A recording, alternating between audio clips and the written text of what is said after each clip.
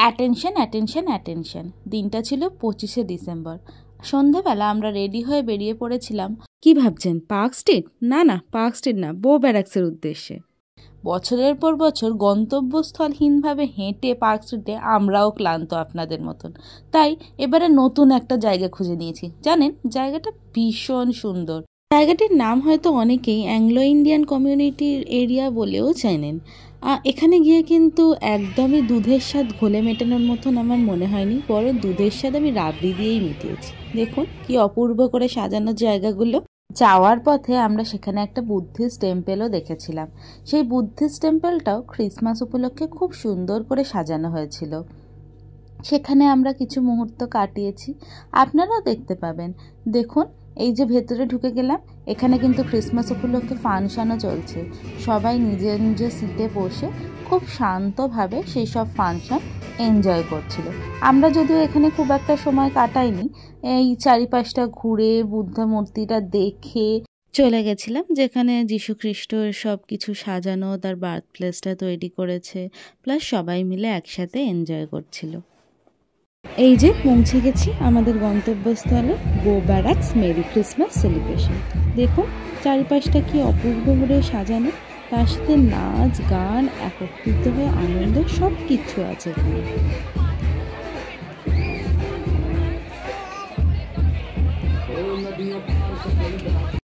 যেখানে এত সুন্দর গান বাজনা বাজছে, বাঙালি হয়ে কি নিজেকে আটকে রাখা যায় বলুন? আর বলুন, পার্ক স্ট্রিট থেকে ভালো কি না? বেকার বেকার হেঁটে যাওয়ার থেকে একটা জায়গায় যেখানে সবাই মিলে একসাথে আনন্দ করছে।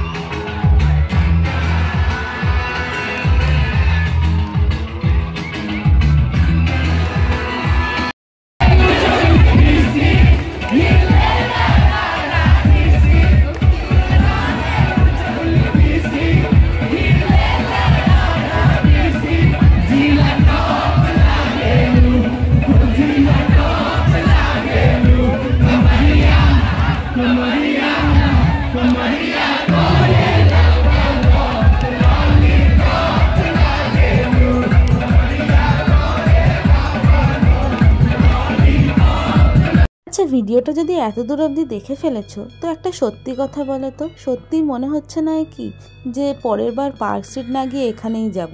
অ্যাটলিস্ট একটা গন্তব্যস্থল তো পাবো যেখানে সবাই মিলে একত্রিত হয়ে এনজয়মেন্ট করছে। আর দেখো কি সুন্দর বাড়িগুলো, সেই পুরোনো দিনের যেসব বাড়িগুলো হয়, এইখানে অ্যাংলো ইন্ডিয়ানসদের বাড়িগুলোও কিন্তু সেরকমই।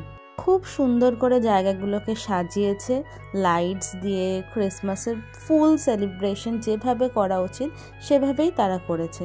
প্লাস এখানে জেসাস ক্রাইস্টের কাছে তারা মোমবাতি জ্বালিয়েছে, একটু পরেই তোমরা দেখতে পাবে।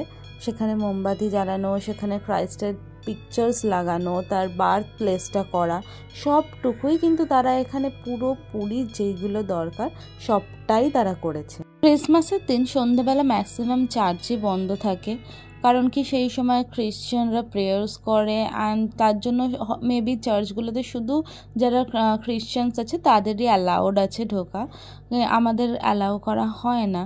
তো সেই ক্ষেত্রে আমরা তো সেই দিনটা ভালো করে সুন্দর সাজানো গোছানো দেখতে পাই না। এখানে এসে কিন্তু সেই কষ্টটা মানুষের দূর হয়ে যাবে।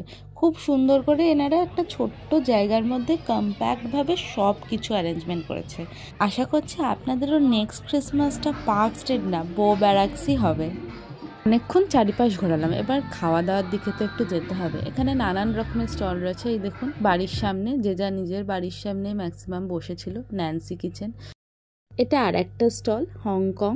এরা চাইনিজ ফুড সেল করছিল, যেমন চাউমিন, সসেজ। এখানের প্রত্যেকটা জিনিসই খুব বাজেট ফ্রেন্ডলি। এরপর পাশেই তারা জিসাসের বার্থ প্লেসটা কি সুন্দর করে সাজিয়েছে। ওই যে বললাম না, চার্চে না যাওয়ার কোনো কষ্টই আপনি ফিল করতে পারবেন না, এখানে এলে ফুল প্যাকেজ সব পাবেন।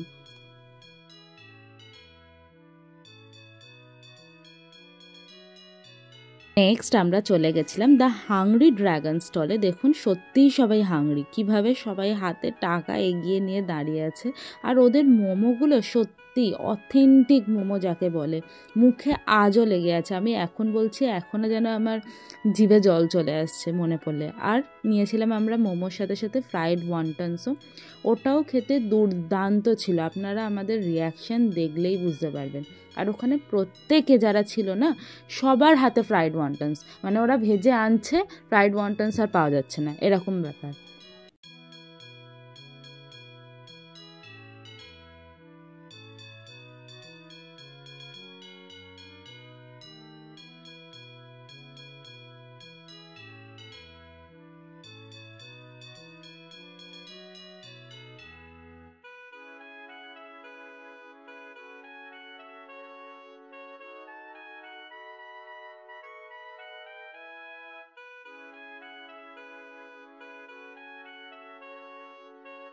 আশা করছি আপনাদের এই ভিডিওটা খুব ভালো লেগেছে। আর নেক্সট টাইমটা কোথায় বানাচ্ছেন, পার্ক স্ট্রিট না বো ব্যারাক, জানাবেন কিন্তু। বাই।